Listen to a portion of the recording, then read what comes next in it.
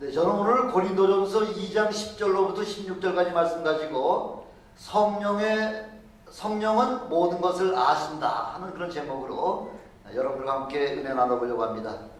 네, 그동안 우리가 갈라디아서를 강의를 다 마쳤는데 이번 주부터는 몇 주 동안 성령에 관해서 한번 우리가 서로 상고하면서 이 마지막 때에 우리가 어떻게 살아가야 할 것인가를 성령의 사역을 통해서 한번 여러분과 함께 은혜 나눠보려고 합니다.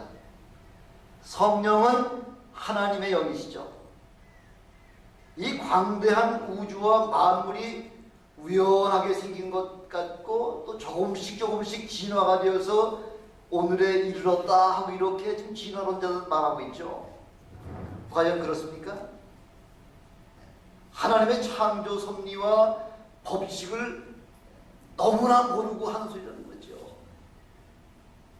하나님의 창조 그 섭리 하나하나를 우리가 바라볼 때에 그 창조물 하나하나에 하나님의 엄청난 그 신비와 오묘함이 거기 다 포함이 되어 있다는 거죠.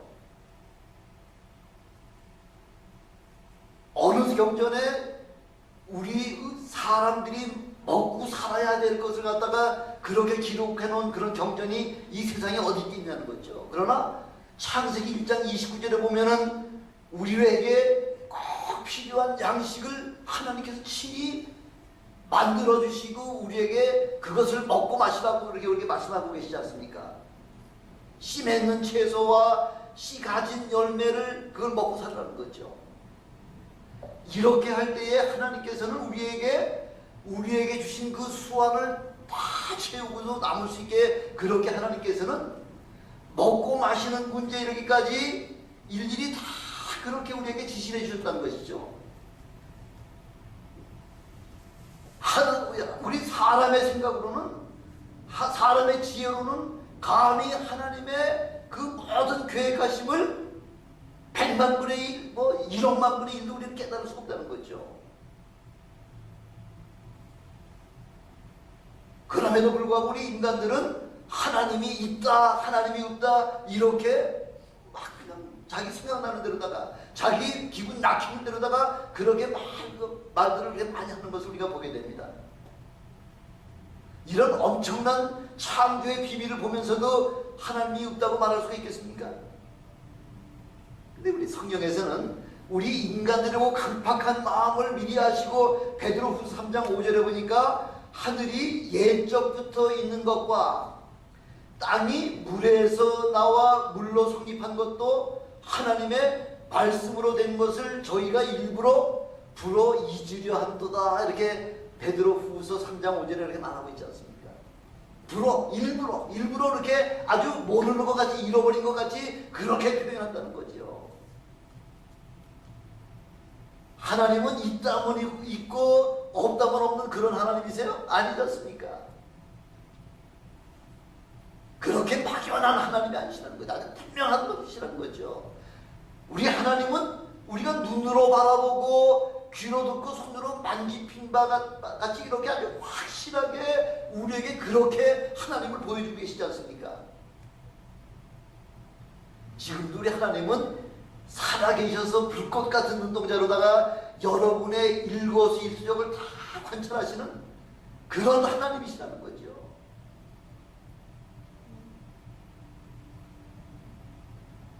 이렇게 하나님의 신비를 아무에게나 그렇게 보여주시는 그런 하나님은 아니시라는 거죠. 어떤 사람에게 바로 예수 그리스도를 믿으면서 하나님의 비밀을 깨닫게 해주신다는 거죠. 예수 그리스도가 아니고서는 하나님을 도무지 알아야 할 방법이 없다는 것입니다. 누가 알려주신다고 말씀하고 있죠? 오늘 성령께서 알게 하시는 것 중에 제일 첫 번째 뭐냐면은 예수 그리스도가 하나님이심을 그걸 누가 말씀하고 계시는 거예요? 성령께서 우리에게 알게 하신다는 거죠. 요한복음 17장 3절에 보니까 영생은 곧 유일하신 참 하나님과 그의 보내신 자 예수 그리스도를 아는 것이다 이렇게 말씀하고 있지 않습니까? 그게 영생이라는 거죠. 우리가 하나님을 알고 그 예수 그리스도를 알 때에 비로소 우리에게 영생을 누릴 수 있는 축복을 주신다는 걸 말씀해 주고 계신 거죠. 안다는 게 뭐예요? 제가 그동안 여러 번 말씀하고 있죠. 하나님을 알고 예수를 안다. 안다는 게 뭐예요? 예수 그리스도를 우리가 체험하는 거라는 거죠. 아무리 우리가 지식적으로다가 많이 안다고 하더라도요, 체험이 없으면은 어려운 일이 있거나 힘든 일이 있을 때 그 하나님을 부인하고 예수를 부인하는 것은 손바닥을 뒤집는 것보다 더 쉽다는 거죠. 그러나 우리가 하나님의 살아계심과 하나님의 전능하심을 체험하고 나면은 목에 칼이 들어와도 하나님은 살아계십니다 하고 당대히 선포할 수 있는 거죠. 요한복음 14장 26절에 보니까 하나님 아버지께서 내 이름으로 보내실 성령, 바로 그가 너희에게 모든 것을 가르치시고 내가 너희에게 말한 모든 것을 생각나게 하신다 하고 그래 주님께서 말씀하고 계시잖아요. 주님께서 언제 나에게 말씀하셨죠? 예, 이미 주님께서는 성경을 통해서 우리에게 말씀을 이미 전해주셨고요. 또 이 강단에서 목사들을 통해서 하나님의 말씀 선포하시면서 이미 예수 그리스도께서 우리에게 하신 말씀을 다 이미 알려주셨다는 거죠. 그것이 들을 때는 깨달을 수가 있지만은 성령을 체험하지 못할 것 같으면은 돌아서면 잊어버리는 것이 바로 그 성령 체험하지 못한 사람의 아주 특징이라는 거죠.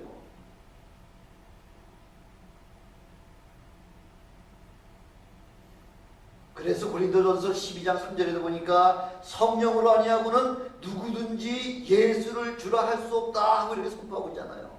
성령께서 우리에게 친히 임하셔야지만 비로소 예수님이 주님이시구나, 하나님의 아들이시구나 하는 걸 깨달을 수가 있다는 거죠. 그러니까 하나님이 예수가 하나님의 아들이신 것이 깨달아진다고 할 것 같으면 그건 바로 성령을 이미 체험하신 거라는 거죠.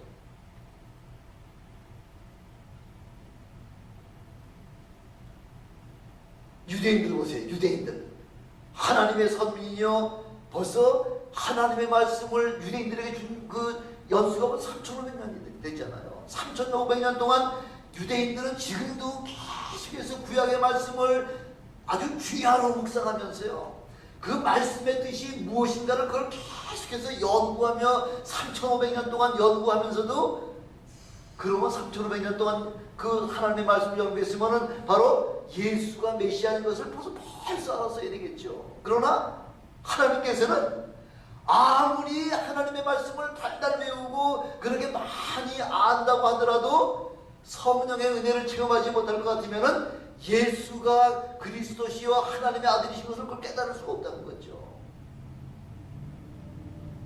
유대인도 구약성경을 그렇게 사고하고요, 여기 앉아 계신 여러분들도 우리 처음 예수를 믿으면서부터 시작하는 게 구약 창세기부터 시작해가지고서 하나님의 말씀을 상고하고 하나님의 말씀을 계속 들어오지 않습니까? 근데 우리는 예수가 하나님이신 것을 깨달을 수가 있는데, 유대인들은 예수가 하나님의 아들이신 것을 도무지 깨달을 수가 없다는 거죠.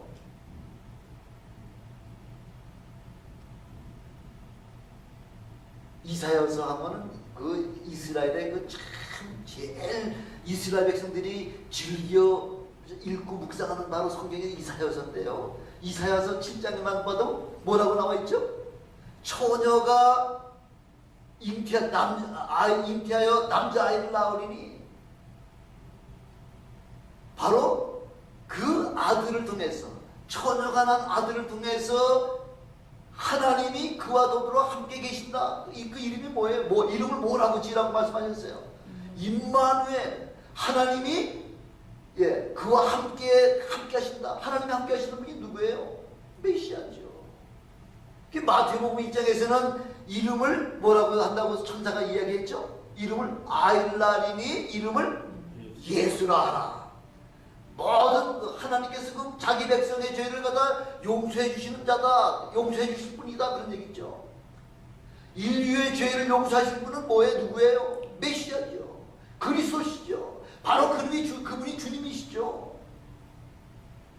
그럼에도 불구하고 유대 백성들은 그것이 도무지 깨달아지지 않는다는 거죠. 참 신기하죠. 얼마나 신기해요.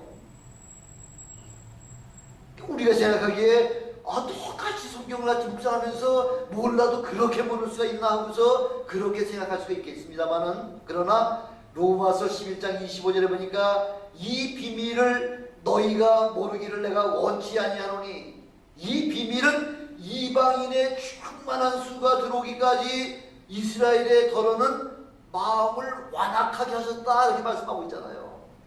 이스라엘 백성들의 마음을 완악하게 하신 분이 누구예요? 하나님이시라는 거죠. 왜? 저와 여러분들과 같이 이방인들의 충만한 수가 예수 믿고 구원받을 때까지 이스라엘의 눈을 가려주시고 귀를 막아주셨다는 거죠. 하나님의 계획하심에 따라서 우리는 감사할 수밖에 없다는 거죠. 하나님은 예수 그리스도를 통하지 않냐고는 아무것도 하기를 원하지 아니하셨다고 그렇게 말씀하고 있지 않습니까? 하나님이 계획하신 모든 일은 누구를 통하여? 반드시 그 아들 예수 그리스도를 통하여서만 일을 시행하셨다, 이렇게 말씀하고 있죠. 요한복음 1장 3절에 보니까 만물이 그로 말미암아 지은 바 되었으되 지은 것이 하나도 그가 없이는 된 것이 없다, 이렇게 말씀하고 있잖아요.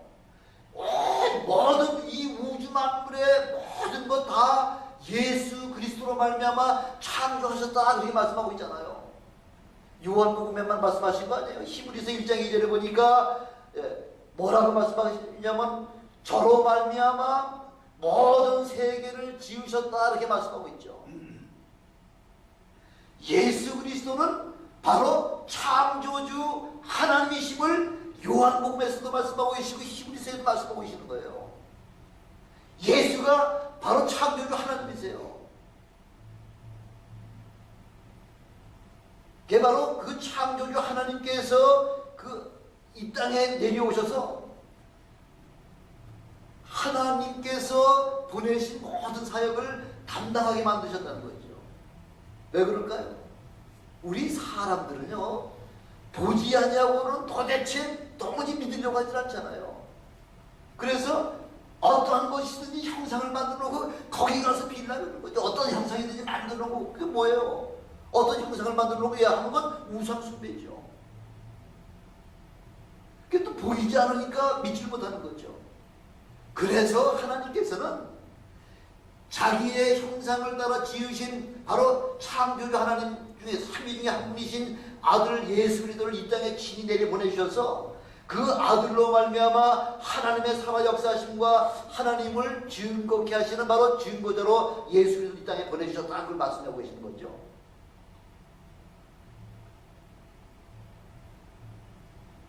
하나님 아버지가 예수 그리스도와 함께 계시니까 예수님이 가시는 곳마다 놀라운 사건이 일어나는 거죠. 놀라운 변화가 일어나게 되는 거죠. 혼인잔치집에 갔을 때에 그 집에 포도주가 떨어졌다니까 예수님께서 명하시니까 항아리 여섯에다가 포도주가 가득씩 아주 아구까지 채울 정도로다가 그렇게 채우시는 분이 바로 주님이시잖아요. 예수님이 초상집에 사람이 죽은 집에 가시니까 죽은 자가 살아나는 거죠. 야이로, 회당장 야이로의 딸에 12살 먹은 그 딸이 죽었을 때에 예수님께서 내 딸이 죽게 되었으니 예수님 와서 내 딸을 좀 고쳐주세요. 그게 가는 도중에 이미 딸이 죽었다는 거죠. 그게 우리가 생각하기에 잠깐 숨이 멎었다가 금방 또 깨어날 수도 있으니까 까무러졌다가 살아날 수 살아난 거 아니냐, 그렇게 생각할 수도 있었겠죠.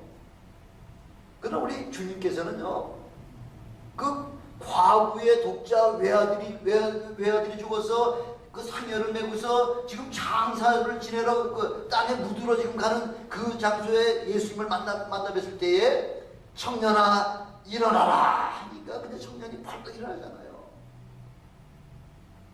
그 정도로다가 죽은 자를 살리신 우리 주님이 아니시잖아요. 나사로의 무덤에 가서는 이미 장사한 지 나흘 되세요. 벌써 시체가 썩어서 냄새가 나는 그런 시체라고 하더라도 나사로야 나오너라 하니까 그 백통인 채로 뛰어나오지 않습니까? 왜 이렇게 예수가 하나님이심을 증거하기 위해서는 이렇게 예수님이 가시는 곳곳마다 죽은 자가 살아나는 그 엄청난 그런 기사와 이적의 그 표적이 나타났다고 하는 사실이죠. 예수님을 바라보면서 하나님이 살아계시고 하나님이 예수 그리스도와 함께 하신다고 하는 사실을 그걸 모든 인간들에게 확실하게 증거해 주시기 위해서 주님께서 그것 때문에 내려오시다는 거죠. 문둥병자가 예수님을 만나니까 문둥병에서 깨끗하게 해결되고요. 소경이 예수님을 만나니까 소경의 눈이 떠지는 그런 역사가 나타나기도 하고요. 병든 자들을 예수님께 만나시니까 모든 병자들이 그 고침을 받는 역사가 나타나고요. 귀신 들린 자가 예수님을 만나니까 귀신이 소리 지르며 입에 거품을 흘리면서 그렇게 하면서 때가 되기 전에 우리를 멸하러 오신다 하면서 그렇게 뛰쳐나가는 그런 역사들이 예수님의 그 사역을 통해서 그런 일들이 보통 인간이 하나님이 아니신 다른 인간으로서 그런 일을 할 수가 있느냐고 말씀하고 있잖아요. 창세로부터 소경의 눈을 뜨게 한 사실을 들어보지 못했다 하고서 소경이 그렇게 고백하잖아요. 그 일은 하나님이 아니시고는 도저히 할 수 없는 그런 일들만 우리 주님께서 오셔서 3년 반 동안 그 공생의 사역을 하시면서 바로 내 아버지께서 나를 보내셔서 내가 너희에게 왔다. 왜? 나를 믿으면 나로 말미암아 너희가 구원을 받게 하려고, 영생 받게 하려고. 내가 곧 길이요 진리요 생명이니 나로 말미암지 않고는 아버지께 올 수 없기 때문에 나를 믿어라. 나 믿고 하나님 앞에 오라 하면서 구원의 메시아로다가 그렇게 우리 주님께서 오셨다는 거죠.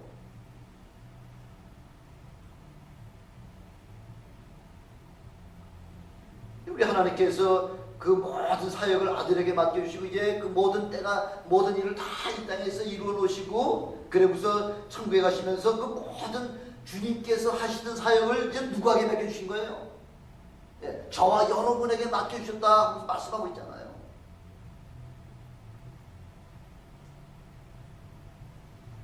그렇게 예수님이 승천하셔야만 그게 바로 저와 여러분에게 유익하기 때문에 주님은 이 땅에 더 이상 머물러 계시지 않냐고 승천하시면서 당신이 사용하시던 모든 권세와 능력을 오늘 저와 여러분들에게 나눠주시고 올라가시잖아요. 그런 능력과 권세를 사용하시는 여러분들이 되시길 주님의 축원합니다. 두 번째, 성령께서는 무엇을 알게 하시냐면 바로 우리가 하나님의 자녀가 된 것을 그걸 우리에게 알려주신다는 거죠. 요한복음 14장 16절에 보니까 내가 아버지께 구하겠으니 그가 다른 보혜사를 너희에게 주사 영원토록 너희와 함께 하시리라 이렇게 말씀하고 있잖아요. 우리 주님께서 아버지 앞에 구하시겠다는 거죠.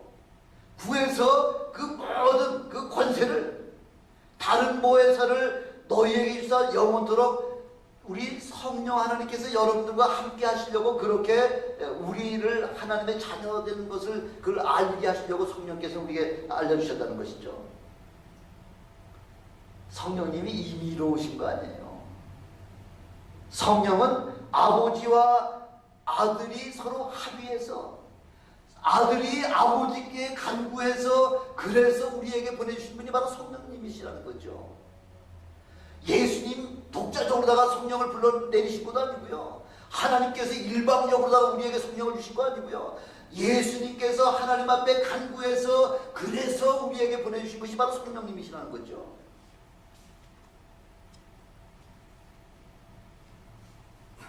아무리 하나님의 선민이라고 하더라도 예수를 영접하지 아니할 것 같으면 성령을 체험할 수가 없지 않습니까? 요한복음 14장 17절에도 보니까 세상은 능히 저를 받지 못하니 이는 저를 보지도 못하고 저를 알지도 못함이니라 이렇게 말씀하고 있지 않습니까? 세상 사람이라고 다 성령 체험하는 거 아니에요. 예수 그리스도를 영접한 자들만이 비로소 그 성령을 우리가 받아들일 수 있고 성령을 알 수가 있다는 것입니다. 여러분 생각 한번 해보세요.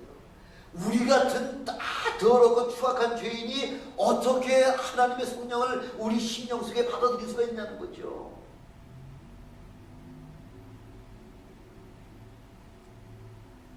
그러나 예수 그리스도를 영접한 성도들에게만 우리 성령께서 우리에게 들어오신다 이렇게 말씀하고 있지 않습니까? 그래 고린도전서 3장 16절에 보니까 너희가 하나님의 성전인 것과 하나님의 성령이 너희 안에 거하시는 것을 알지 못하느냐 하고 그렇게 말씀하고 있잖아요. 하나님의 성령께서 너희 안에 거하심을 알지 못하는 거 이미 우리에게 주셨다는 거죠. 여기 계신 분들은 아마 다 한 번씩은 다 가보셨을 거예요. 가든그루브의 크리스탈 캐드럴 얼마나 크리스탈 처치 얼마나 아름답습니까? 기가 막히죠. 아마 이 전 세계에서도 이 크리스탈 처치 같이 그렇게 아름답게 지어놓은 것도 뭐 그 10권락 안에 들 정도로 그렇게 아름답게 잘 지어놨잖아요. 근데 그게 얼마 전에 얼마에 팔렸다는 거예요? 5,700만 불에 팔렸다잖아요. 5,700만 불이면 하나로다가 대충 얼마쯤 되시는 거 아세요? 600억이 넘어 600억. 그 크리스탈 처치 하나가 600억. 그렇게 아름다운 처치.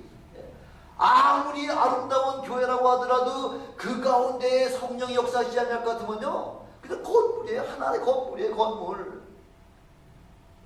여러분들은 하나님의 성령이 거하시는 참 성전이라는 거죠. 여러분들은 그 크리스탈 처치 1000개, 10,000개, 얼마나 숫자를 하고 한다고 하더라도 여러분들의 그 마음에 있는 처치, 여러분들의 마음의 그 교회가 훨씬 더 값어치가 있는 그런 엄청 놀라운 교회라는 것입니다.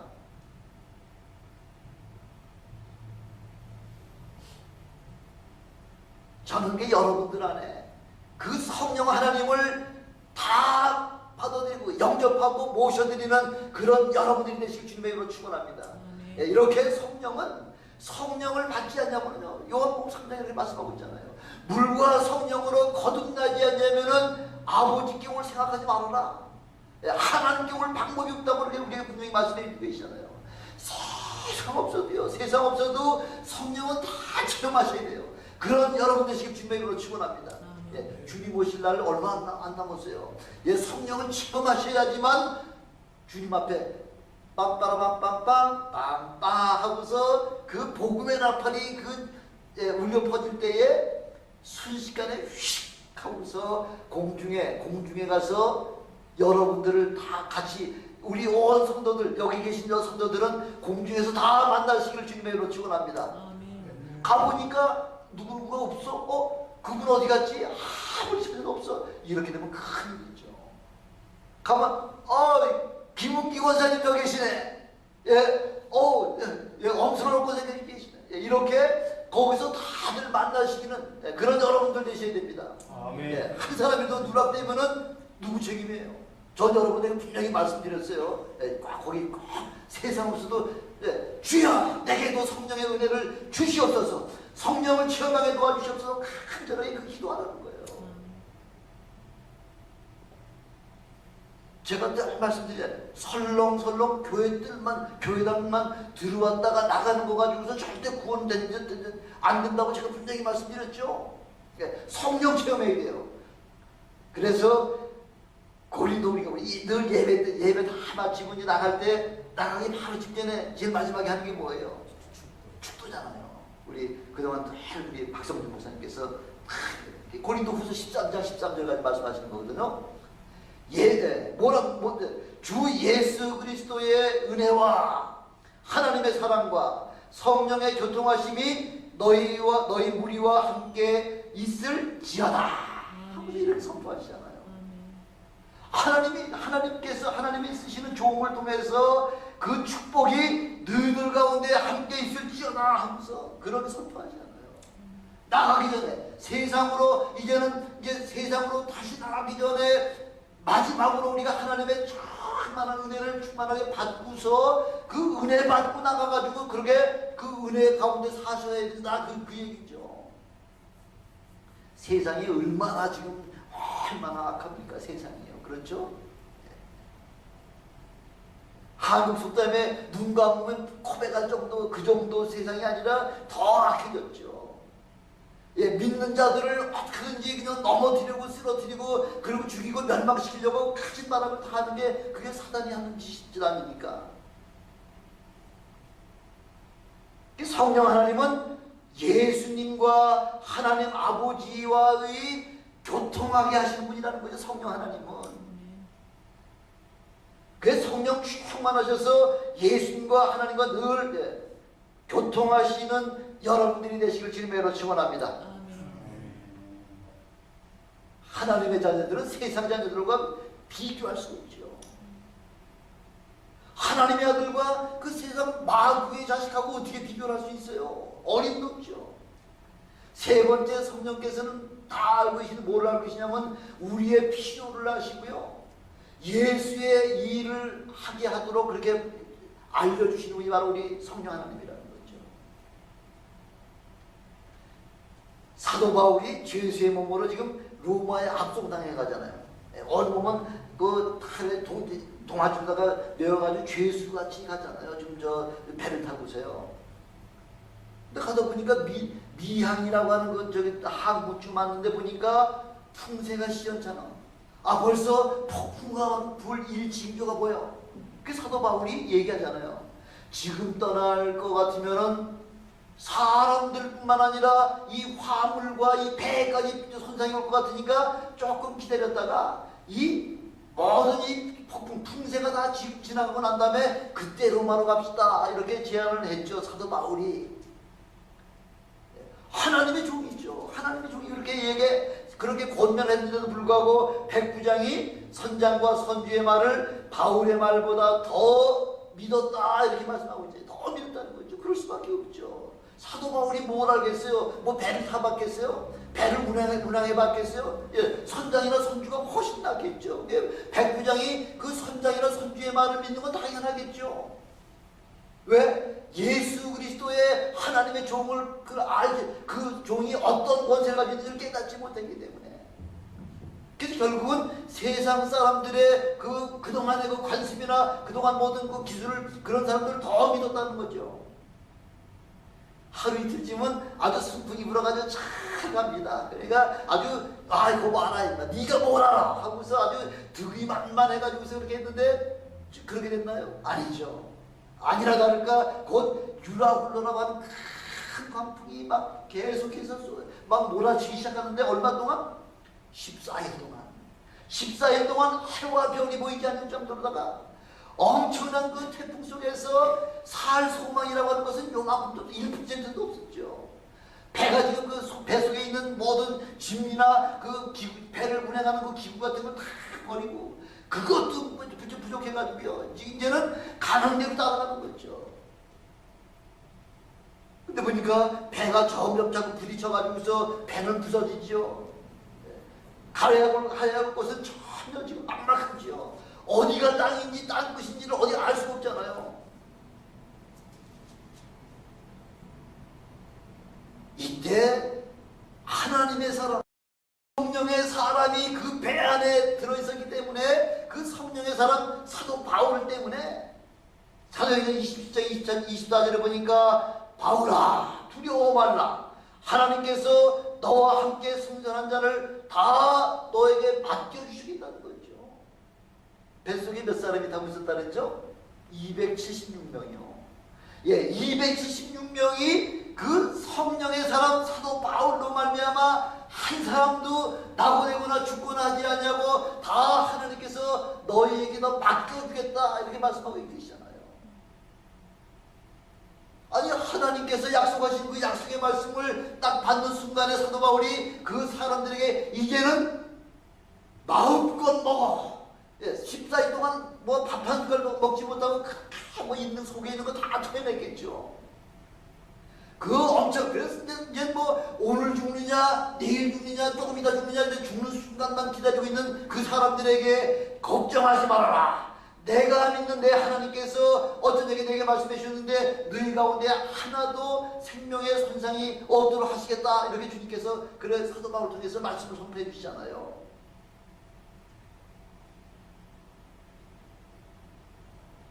이렇게 성령 하나님께서는 우리의 필요를 따라서 그렇게 우리에게 역사하셨어요. 그래서 다 함께 선포할 수 있는 그런 은혜를 주시는 분이 바로 성령 하나님이시라는 거죠. 지혜를 주시는 분이시라는 거죠. 우리가 해야 할 그 말을 우리에게 입에 넣어주시는 분이 바로 성령 하나님이시라는 거죠. 저는 이 얘기를, 이 말씀을 준비하면서, 지난주에 우리가 저기 또 어디, 저 치노 쪽에, 그 치노 다이아몬드 쪽에 거기 만나러 갔는데, 거기에 횃불 선교회 그 이제 그 한의 그 원장 되신 분이 이제 저기 기도원도 운영하시는데, 2년 전에 우리 큰 불 났었잖아요. 그죠? 산에 큰 불이 나가면서 막 그냥 불이 몇십째 뭐 도저히 뭐 불 잡지 못해가지고 계속 불이 나가는데, 그 횃불 기도원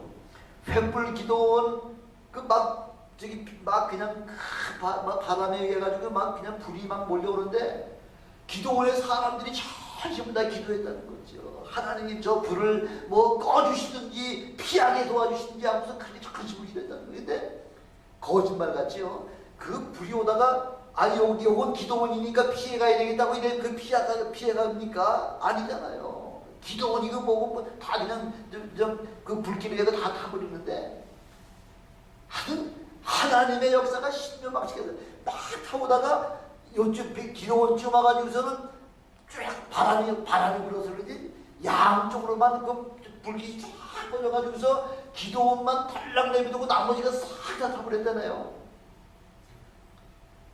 그걸 소방대원들이 봤다는 거죠. 야, 당신네들의 하나님은 참 하나님이십니다. 이렇게 세상 사람들로 하여금 하나님의 살아계심을 그걸 그 불길을 통해서, 산불을 통해서도 그렇게 증명했잖아요. 그런 말씀을 들을 때 소름이 쫙 끼치는 거죠. 하나님 살아계시구나. 몇 년 전에 일본 고베 지진 왔을 때, 고베 지진은 이런 지진이 아니라 그랬죠? 이런 지진이 아니라고요. 어떤 지진은 이런 지진. 예, 그래가지고서, 예, 고베 시내가 다 무너졌는데, 가운데에 그 교회 하나만 덩그러니 서 있더라는 거죠. 교회가 처음 지어질 때에 그 지진을 대비해가지고서 철저하게 이렇게 움직이는 지진을 대비해가지고 그렇게 설계해가지고 지어놔서 그런가요? 800만 우상이 들거리는 그 일본 땅에서 하나님의 살아계심과 하나님의 전능하심을 증거하기 위해서 그 엄청난 그런 재난 가운데서도 하나님의 교회를 우뚝 세우심으로 말미암아 하나님의 살아계심을 그걸 증거해 주셨다는 거죠. 아니 그걸 바라보면서도 하나님의 살아계심을 깨닫지 못하는 것은 그 소경도 아니고 그건 바보 천치죠.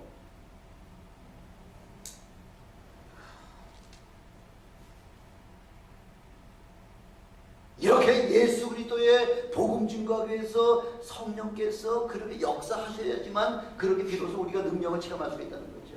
우연하게? 그게 우연입니까? 천만의 말씀이죠. 성령님이 친히 개입하셔서 그렇게 인도하여 주셨기 때문에 그래서 그 모든 역사를 직접 체험하게 되는 것입니다. 성령 하나님은 하나님 아버지와 예수 그리스도를 그렇게 서로 상호 교통케 하심으로 말미암아 그래서 우리의 신앙을 더 든든하게 세워주시는 바로 그런 분이 성령 하나님이시라는 거죠. 예수 그리스도를 통하여 하나님을 영접한 사람들에게는요, 하나님이 그냥 축복해 주시는 거예요. 조건이 없습니다. 환경에 뭐 구애받지 않냐고 예수 그리스도를 통해서 하나님을 체험한 사람들은 우리 하나님께서 축복해 주신다는 거죠. 예수님께서 이 땅에 오신 것은 하나님 아버지의 일을 하시고 아버지를 믿게 하기 위해서 그래서 우리 주님이 오셨잖아요. 여러분들의 죄의 문제 그것 해결해 주시려고 일부러 오신 거예요? 물론 그런 문제도 그런 점도 있지만 그것 때문에 오신 게 아니라 하나님을 많은 사람들에게 증거하게 하시기 위해서 예수 믿는 사람들은 더 모르다가 하나님께서 축복해 주신 거죠. 지난주에도 제가 말씀드리잖아요. 노아 홍수 때 그 많은 사람들 가운데에 아니 8사람만 달랑 그렇게 구원시키잖아요. 아유 아까운데 아깝게 뭐가 있고 하나님 앞에 아깝고 자식인 게 뭐 있어요. 다 죽을 사람이에요. 인류 다 죽을 사람이에요. 근데 예수님 앞으로 나오는 자에게 하나님이 죽지 않고 사는 길을 그냥 덤으로 주신다는 거죠. 너무 잔인하게 뭐 잔인해 다 죽어야 될 사람이라니까.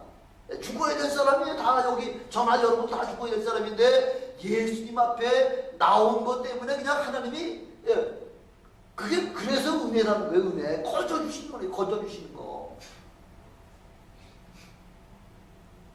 하나님의 모든 일을 다 이루시는 것을 우리 성령께서 확증해 주시는 거죠. 확증. 도장 찍어 주시는 거죠. 그래서 예수님의 행하신 일과 말씀하시고 가르치신 모든 일들을 성령의 힘입어가지고 우리가 친히 행하게 하셨다 이렇게 말씀하고 있는 거죠. 우리 예수님도 성령으로 하지 않냐고서는 아무 일도 자신의 일을 갖다 하실 수 없다고 말씀하고 있잖아요. 태어나시는 순간부터 성령의 힘을 입어서 그렇게 그 마리아의 태중에 임신하게 됐고요. 나와서 공생이 시작하면서부터 계속해서 성령이 예수님을 뭐라 그래? 마가복음에 보니까 성령이 예수님을 광야로 몰아내셨다는 아주 과격한 표현이죠. 그죠? 가시지오가 아니라요. 성령께서 예수를 광야로 몰아내셨다는 거예요. 왜? 그렇게 하셔야지만 예수님께서 비로소 공생애를 시작할 수가 있기 때문에.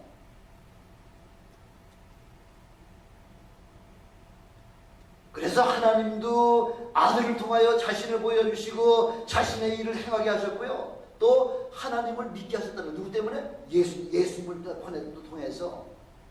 우리 예수님은 성령을 통해서 모든 사람으로 예수를 알게 하시고 예수를 믿게 하시고 예수를 영접하게 하셨다는 거죠. 성령 하나님도. 예수님도 성령의 힘을 입어가지고요. 그럼 우리는 어떻게 되나요? 우리도 성령님을 통해서 예수의 일을 하게 하시고 예수께서 말씀하신 것이 깨달아지게 하시고요. 기억나게 하시고요. 아 그렇구나. 이렇게 해야지만 우리가 사는 길이구나 하는 것을 그걸 성령님을 통해서 우리에게 그렇게 말씀해 주셨다는 거죠. 너희가 물과 성령으로 아니하고는 도무지 하나님 앞에 구원받을 수가 없다는 사실을 우리에게 분명하게 예수님 말씀해 주셨잖아요. 이거 성령 체험해야 된다는 거예요. 그렇게 되면 전 세계 지금 예수 믿는 사람이 한 10억 정도 된다고 하더라도요. 10억 가운데 과연 성령으로 거듭난 사람들이 거의 몇 퍼센트나 될까? 그게 참 저는 궁금해요. 가보면 알겠지만은 그렇게 아마 교회 다니는 것만 가지고 다 구원받았다. 교회 가서 불 한 번 킨 거, 시집갈 때 그 불 한 번 켜고 왔습니다. 그러면 된 거 아니에요? 아니에요. 그렇게 돼서 그렇게 해서 구원받을 것 같으면 구원받지 못한 사람 하나도 없죠. 성령은 하나님의 깊은 사정까지 다 알고 계시는 분이 바로 성령 하나님이시잖아요. 그래서 성령은 말할 수 없는 탄식으로 우리를 위해서 친히 가지고 가신다는 거죠. 왜? 우리가 너무 모르니까. 하나님 저 영혼을 불쌍히 여겨주시옵소서 하고서 성령께서 말할 수 없는 탄식으로다가 우리를 위해서 친히 기도해 주시는 분이 바로 성령 하나님이시라는 거죠. 예수님은 우리 하나님 아버지 이름을 영화롭게 하고 하나님의 이름을 거룩하게 여김을 받게 하시려고 오셨지만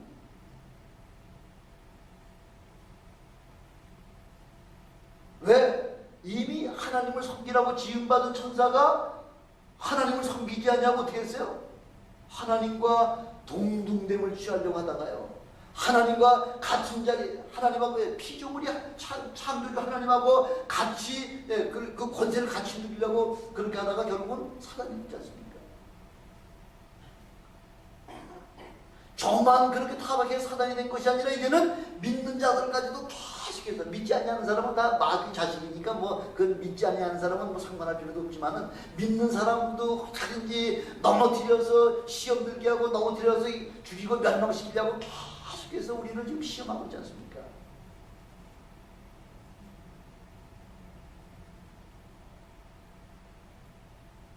성령님은 예수님께서 전하고 증거하신 말씀과 사역을 우리로 하여금 확실하게 깨닫게 하시고요. 기억나게 하셔서 우리로 하여금 하나님의 아버지의 마음을 깨닫게 하시는 분이 바로 성령 하나님이라는 거죠. 누가복음에 보면은 그 탕자의 비유가 나오잖아요. 그렇죠? 탕자의 비유. 큰아들은 아버지를 잘 섬기고 잘 열심히 했는데 둘째 아들은 아버지 재산을 자기 몫을 다 받아가지고 나가서 다 화랑방탕 다 탕진하고 그 거지 모양으로 다 들어왔을 때 그래도 아버지는 그 아들을 위해서 살찐 송아지를 잡고요, 좋은 옷을 입히고요, 금가락지를 끼워주고요, 좋은 신발 시키고 온 동네 사람을 다 불러가 잔치를 하잖아요. 형이 봤을 때는 이건 뭐 불공평해도 너무 불공평해. 아니 나는 아버지를 위해서 그렇게 죽도록 충성했지만은 염소 새끼 한 마리 잡아서 내 친구들과 같이 한번 먹도록 그렇게 해주셨습니까? 그렇게 아버지 재산을 다 차기 얻어으로 탕진한 저 아들이 오니까 이렇게 엄청나게 살찐 남성을 잡아가지고 온 동네 사람을 다 불러가 잔치를 벌려요.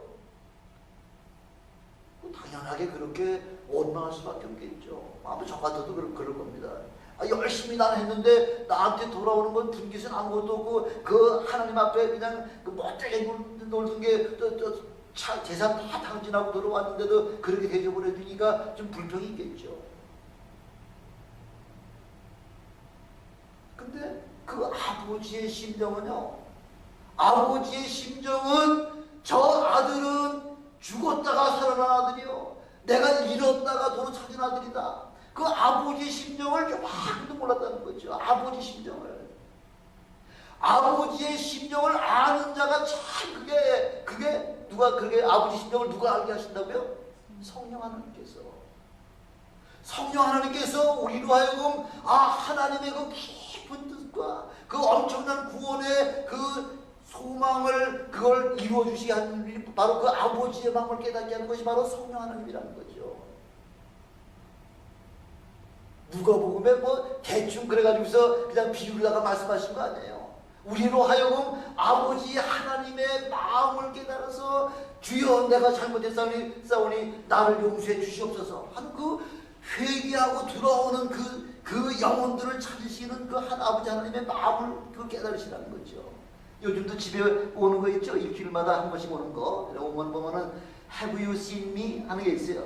여자 어린아이들 사진 이렇게 있고 보면 대부분 뭐 여자아이들이죠. 네.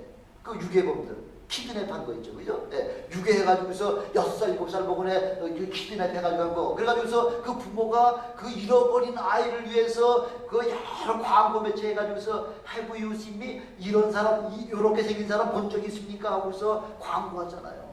바로 우리 아버지의 심령이 바로 그런 심령이라는 거죠. 아버지의 심령을 성령으로 말미암아 체험하시는 여러분 되시길 주님의 이름으로 축원합니다.